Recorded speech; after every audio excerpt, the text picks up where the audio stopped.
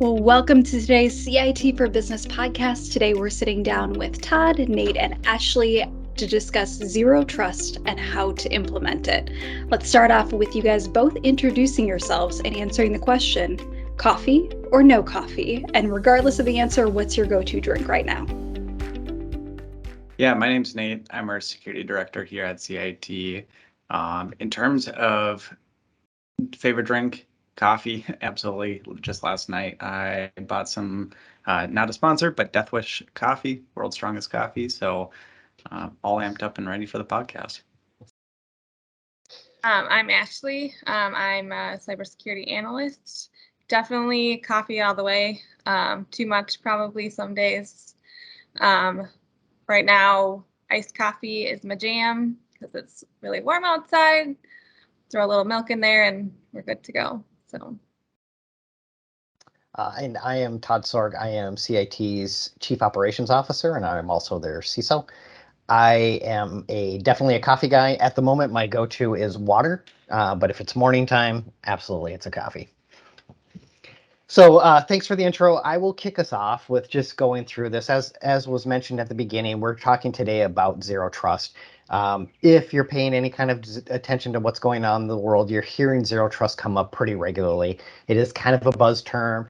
What does it mean? That's the kind of stuff we're going to get into today. We're going to try and give you a rough outline of what is it, what does it mean, is it more than buzz, and how do you go about doing it if your organization should even consider it. So those are kind of the high level items that are going on with it. One of the reasons why we feel it's important is because the world has changed. And if you've ever listened to us speak before, we've kind of talked about that over the last several years.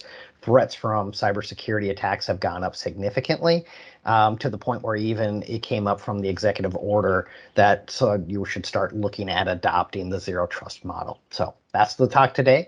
I will turn it over, but basically the very first question we're going to start out with is, what does Xero Trust mean? And kind of expanding on that, what is it? Nate, you want to start us off? Yeah, I guess I'm going to hold the suspense just a little bit of what does it mean. And I don't do that to just kind of punish everyone that's listening here. But I think there is a really, really important backstory that we need to tell a little bit, and why is it even a thing today? As Todd mentioned, the world has constantly changed. The markets have changed, security has changed, all that kind of stuff. So I'll keep this really brief. But historically, think back to even mainframes, all this kind of stuff, is you had almost that castle mentality where everything within the corporate building is safe. So this is, again, even going back to castles, right? You have your moats, you have your brick walls, you have your archers, that kind of stuff. As soon as you're in, it's game over. So you think the hard exterior, soft and gooey interior, everything seems to be unprotected for the most part. Businesses did the same thing, right? Is restricted everything outside of the office. You had to be inside of the office.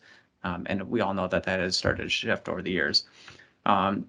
One of the main things was laptops and personal phones and that kind of stuff. So kind of bring your own device, BYOD policies. It started to be that initial breakdown of that castle mentality. So as you start thinking about this, laptops, well, if a company used to only allow access internally, well, then that's where you started having the things like the VPN connections and everything like that. So how do you protect those applications? Taking that a little bit further, as the cloud became a new technology, more widely adopted, well, now the applications might not even be hosted within the environment. And so we started to see a lot of policies being implemented to maybe restrict access just to corporate IPs and then blocking everything else, or maybe a couple different branch locations, or maybe just the United States, that kind of stuff. So as you can see, it's starting to get, that hole is being opened up wider and wider and wider. You can't just lock it down to your corporate IP. Then the last main shift over the last couple of years has been really the COVID pandemic, right? Is now we see that there's a lot of organizations that they gave up their corporate offices. You have no public IP to lock things down to. So now you have devices and employees that may not even be in the same location. They may be working from vacation overseas. We've seen other cases where if someone can work full remote, they even move to a whole new country. So maybe some of those different rules that you had about only accessing to the United States has been degraded over time as well. So now you basically have opened up the entire world. So how the heck do you actually start locking this stuff down? So that's the progression that we've seen over the last couple of years. Now, I know we want to get to the question of what is zero trust. I'm going to turn it over to Ashley to talk about what it isn't, because that's also super important before we can start jumping into the important topic here today. Right. So when we're talking about what zero trust is, first we're going to talk about what zero trust is not. And zero trust is not just one single tool that we're going to go implement and, hey, we're done. We've got zero trust now. Like a lot of things in security technology, it's much more of a complicated thing than that. It's not just simply adding MFA to a bunch of your applications and then saying, oh, here's my zero trust. It's going to extend just beyond that user and that identity to a lot of other contexts, which we'll talk about later. Before we move on, I just kind of wanted to circle back just a little bit on, we're talking about trust, right? And so this is a little bit of a different concept than things that we've talked about in the past, and maybe not something that everybody truly understands. Nate covered it by saying historically what trust was we were saying if you can access our systems, we trust those that are inside our building to be worthy of connecting to the systems. That's that traditional castle moat scenario that he used. And what we're talking about is things continue to push outside of the traditional walls. That'd be your cloud connectivities, people working from home through the pandemic, et cetera. How do I still have the ability to trust an individual connecting to what's the systems that there are supported by a business? And that really is problematic in the world as we continue to see the continuation and the growth and spiking of cyber attacks throughout the industry. So apologize for interrupting there, but just wanted to make sure that we had a nice, clean, clear, what is it? Why are we talking about this in particular? And so now, drum roll, please. What is zero trust? Yeah, this is what everyone came and paid to come join us on. What is zero trust? It's exactly what it sounds like. Ready? Not trusting anything. There's the very anticlimactic explanation. So essentially what that's going to look like, and I'm going to give a quick example of what the traditional trust model looks like. This is where we're not even going to talk business on this one, and then we'll talk about what zero trust looks like for the same example. I've heard this one before. I didn't come up with it, but essentially, let's just imagine that someone shows up to your house, they're asking to use your bathroom just to quick wash their hands, right? So typically you say, yeah, come on in. You let them into your bathroom. While they're in there, they're opening up the medicine cabinet, just taking a look at what you have or don't have. And then after they're in there, hey, maybe there's something that's worth taking as well. So they just quick take that, pocket that. And then after they're sitting there washing their hands, they dry them, and they notice that there's some mud on their shoes. Well, hey, let's just quick wipe the mud off as well and ruin your decorative towel. And then once they leave, you notice that, well, the medicine cabinet has been gone through. You have a couple things missing. And then also your decorative towel that you received is also ruined at that point. That's a traditional trust model. Taking that to the actual real world, then we can say the threat actor comes into your environment. They go take a look at what files you have or emails you have, whether it's some type of system intrusion or a business email compromise. Maybe they do some data exfiltration or take data outside of the network. And then on their way out, they have all the info. Great, let's just deploy ransomware and trying to get a little extra money and kind of ruin your applications or systems out there.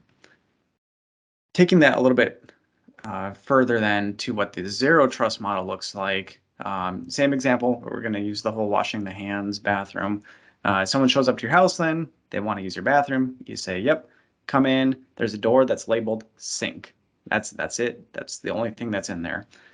They go inside, there's only a sink and a soap, nothing else. They walk in, they wash their hands. Well, they look around, there's no towel in there.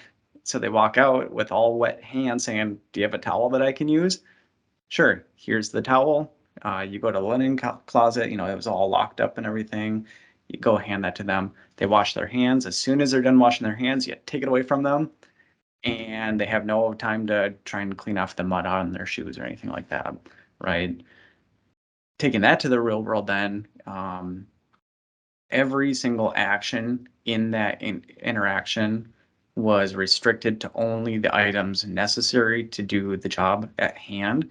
And there was no extra permissions being granted along the way. And access was immediately revoked when the task was completed. I know that there's people listening to this right off the bat that say, wow, that sounds like it's really going to slow down our employees. And that's going to be a major task at hand to implement. Short answer is yes, it does impact. We'll get into this a little bit further. We're going to talk about culture change and that kind of stuff. But there are tools out there that help minimize a lot of this, offer the enhanced security while minimizing user impact. But yes, Zero Trust is not something that is as convenient for the most part as the traditional trusted model. So I'll turn it over to, I think, Ashley here and just let her go a little more into the technical aspects of that now that we have an idea of what that Zero Trust model looks like. All right. So like Nate was saying, Zero Trust means not trusting anything. The name of it actually comes from the phrase, never trust, always verify. So in that sense, we're not trusting anything. We're assuming from the start that your organization has been compromised. That's default number one. So Zero Trust generally is very identity centric. One of the big aspects of Zero Trust generally is a unified identity and access management process. And then from there, having access policies that are based on more of a holistic approach. So taking a look at multiple different contexts, different attributes, signals, information that's coming in about not just the identities, but also from information coming from devices, from applications, even threat intelligence information, behavioral information about the identity, things like that. So we're looking at things from a holistic approach, taking multiple contexts together and then analyzing that information and processing that through a policy so then we can take automated action based on that information. And then combining that with sort of like a risk assessment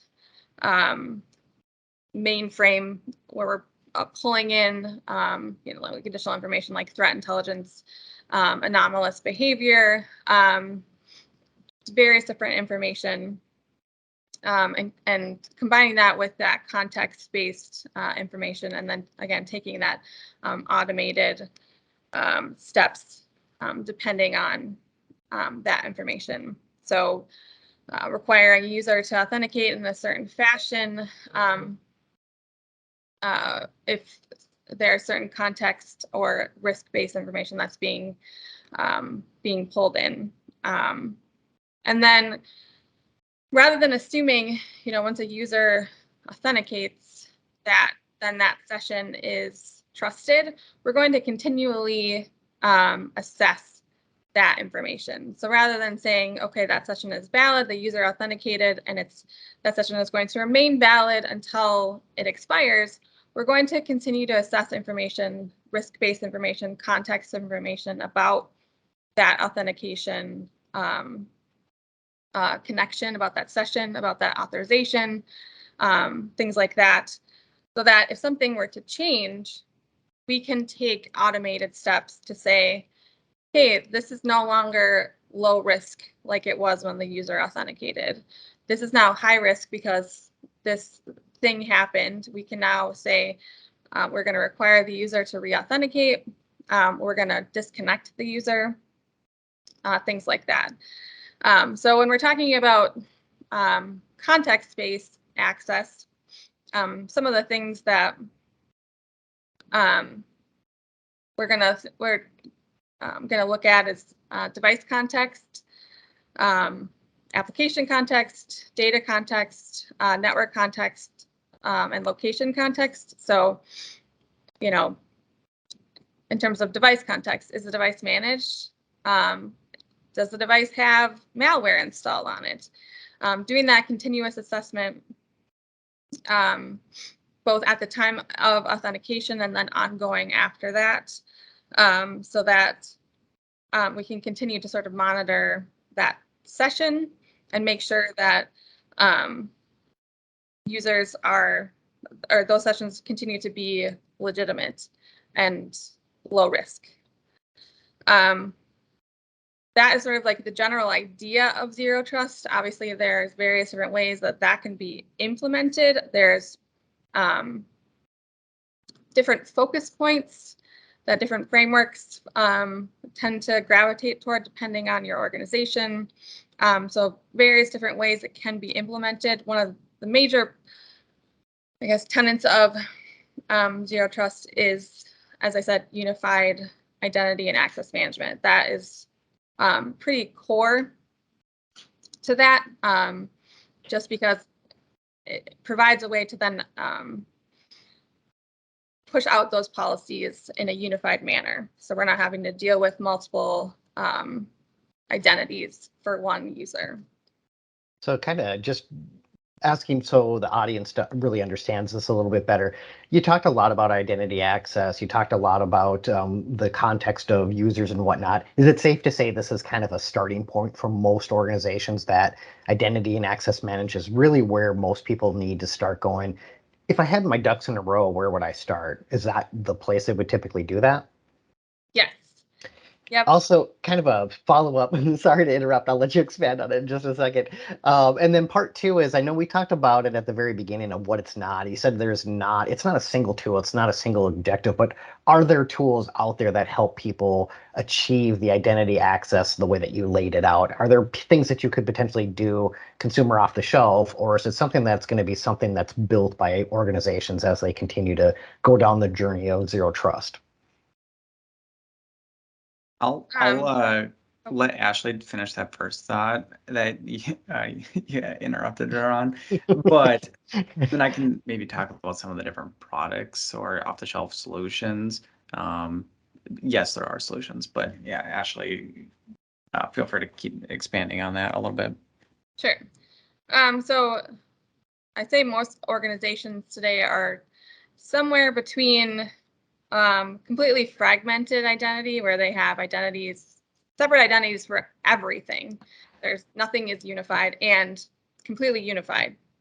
Because obviously it's going to be dependent on what solutions that you're using. Some applications don't have the ability to federate an identity, to don't provide SAML, SSO capabilities, things like that. So most organizations are going to be somewhere in the middle there, depending on what applications or even directory sources that they're using. So somebody might be using Azure to provide some type of federated identity to other applications.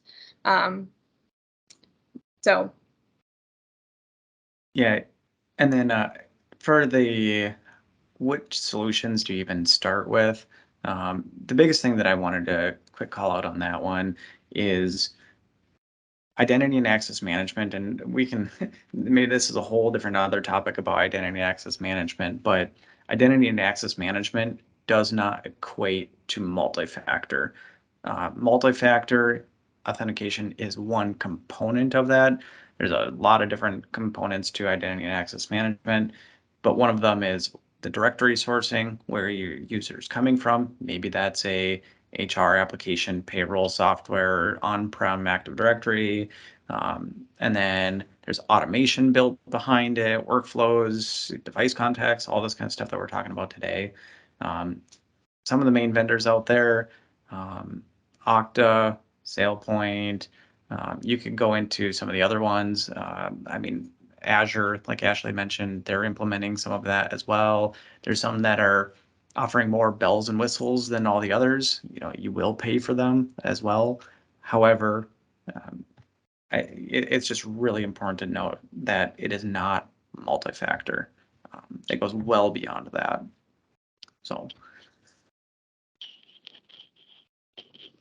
Cool. I just to keep the audience going and where we're heading with this. When we put this together, I think we thought we didn't have nearly as much content as we do. But as we're walking through this, I think it's becoming pretty apparent that we've got a ton of things that we still want to talk about. It is a very complicated process and solution. So we'll try to kind of move this along a little bit, but most likely we're probably going to do a part 2, if you will, and we'll dig into the weeds on how do you go about this. But if we were to kind of keep moving down this process of zero trust, are there ways to kind of help generalize and visualize what the steps are, if you were, on your journey to going from wherever you are today in your traditional castle moat methodology to moving towards zero trust? I feel it's safe to say that as you're going through this process, nobody anticipates that you would do this in a single bite, or if you do this in a couple of weeks or months. This would be something that will take quite a while to go on there. And with most things security, do you ever feel like you've reached your destination? Probably not, because organizations and technology and attack types and everything else keeps evolving to kind of keep up with the pace of technology and the good guys, if you will. But just to kind of go on to the next step, I think Ashley, maybe we'll keep going with you for just a little bit here. But if you were to kind of summarize, what does that path typically look like? Is there a structure or a foundation or a model that organizations would typically follow to help them on their path to zero trust? I mean, there's definitely some frameworks out there that you can base that process on. As I was saying, I think the unified identity and access management is kind of where you're going to have to start out. And then from there, kind of, building up some of that context-based access, some of that automation, so automatic provisioning, deprovisioning, things like that. And then going full on into more of that risk-based analysis. So starting out with unified identity access management and moving more to that automation orchestration aspect of it. Definitely one of those things where you're going to need executive buy-in. It's not going to be something that the IDT department by themselves is going to be able to just go and do on their own.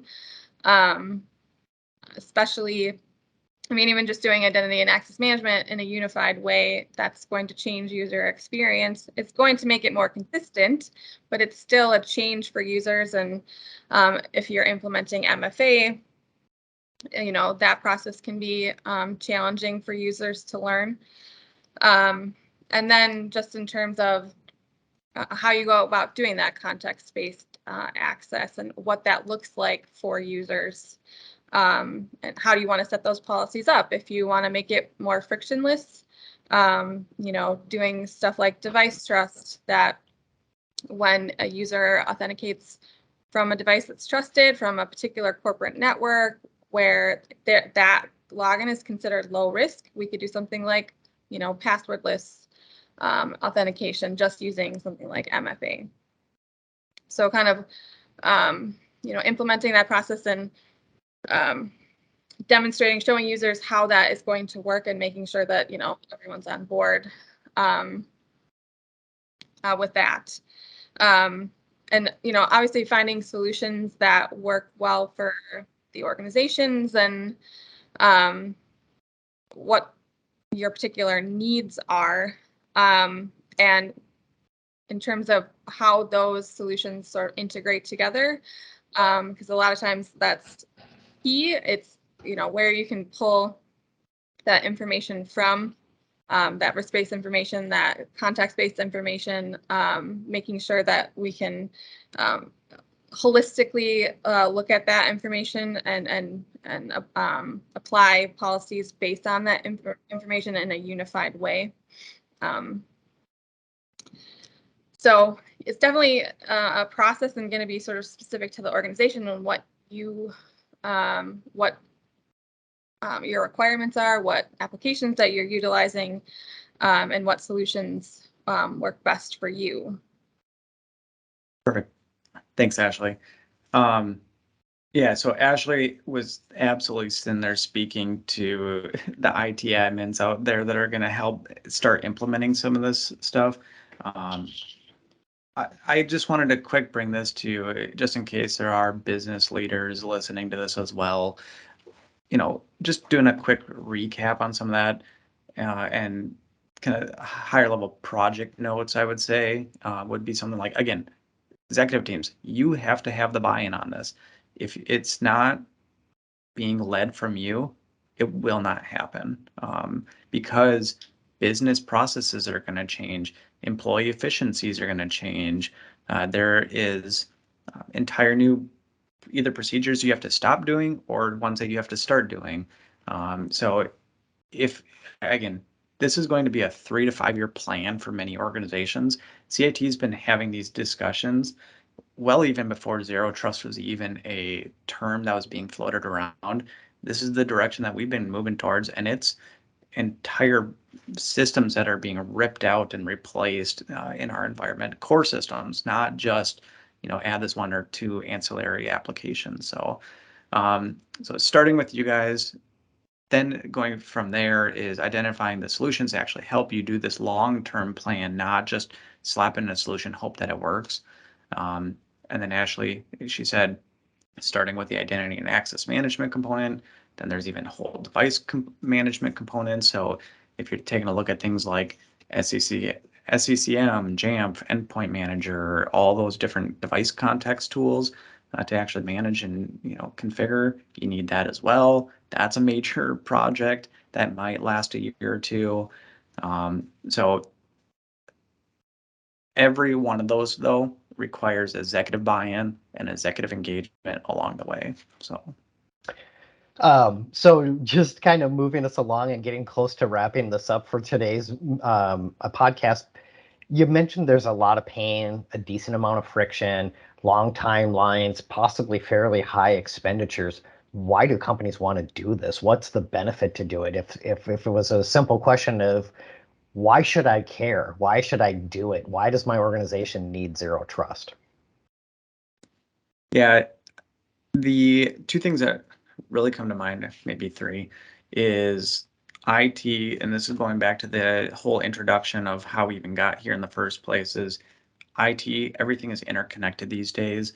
You have devices coming from new locations, employees coming from new locations, permissions are constantly changing. So for example, what if someone went from the administration department to the HR department to the finance department? Wildly different permissions there. Again, least privilege is a whole concept there. So as everything is shifting rapidly, Zero Trust helps control all those unknowns or constant changes.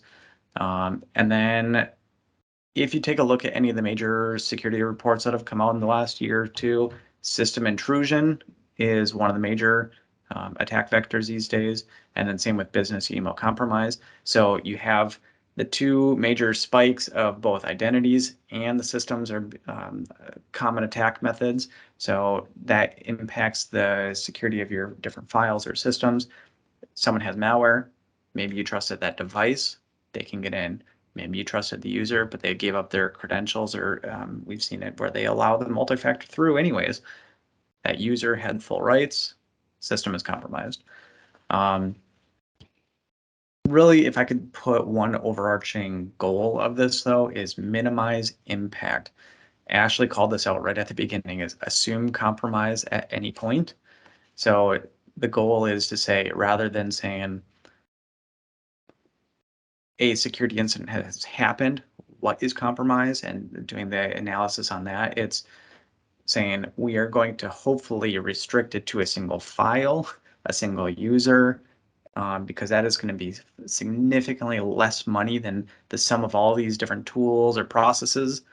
The cost of an incident is going to far exceed that. So and there's a lot less headaches that you don't have to deal with when dealing with a security incident. So. Yeah, just wrapping it up for today. Thank you, Ashley and Nate, for running through a lot of that stuff. There's a lot of content. I feel like there's still a lot more. Maybe we'll even do one on IM as well. Just kind of wrapping this up, as I had kind of mentioned, it seems like this is new and it's getting very buzzy. The reality is Zero Trust has been around for a really long time. Somebody even coined the phrase back in 1994. So it's been around for a very, very long time. Google is probably one of the most prevalent organizations that adopted Zero Trust that everybody knows and hears about. They started that in 2009. So it's been around for a long time. It is not new, but it is kind of a new methodology for a lot of organizations. It felt like it was really a ways out there, but I think it's getting to a point where, unfortunately, the world's forcing our hand. We kind of need to start thinking about how do we do a better job of protecting ourselves and our customers. And so that's where this conversation started today, and that's where we'll wrap it up for today. And I'll let Tara or Kelsey do our outro. Oh, perfect. Thank you, Todd. I'm about to just pass the baton over to you and be like, you can just lead these from now on, because that'll be fabulous. But thank you, Todd. Thank you, Ashley. Thank you, Nate. That was great. And as Todd mentioned earlier, we were like, yeah, we'll get through all this content in 30 minutes. Lies we tell ourselves. So we're going to have a part 2 of all of the solutions, right? More resources. Kind of, we laid the groundwork. We're going to have part 2, so keep an eye out for that one. We're going to publish that probably in a couple weeks here, so keep an eye out.